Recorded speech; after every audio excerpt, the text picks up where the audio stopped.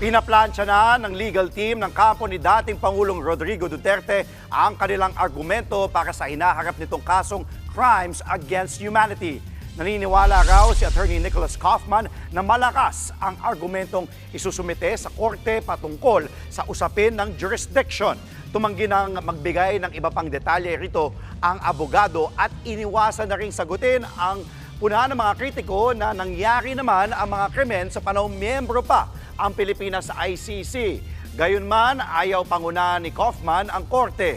Pinag-aaralan din daw ng kanilang kampo ang pagsusumite ng motion para sa interim release ng dating Pangulo.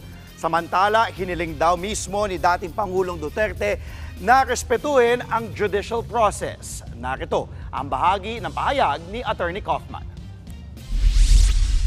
The former president has been made aware of the outpouring of support and love for him. It's touched him, especially on his 80th birthday. Politics is one issue. He's aware of what's going on in the Philippines. Politics will take its course. But that has nothing to do with what's going on here at The Hague. What's going on here at The Hague is a judicial process and it should be allowed to run its course. Mga kapatid, Dimples Romana po, kumpletuhin ang inyong umaga ng mga kwentong puno ng inspirasyon. Salubungin po ang bawat araw ng may ngiti at pag-asa. Kaya't mag-subscribe na po at mag-follow na sa aming social media pages ng News 5.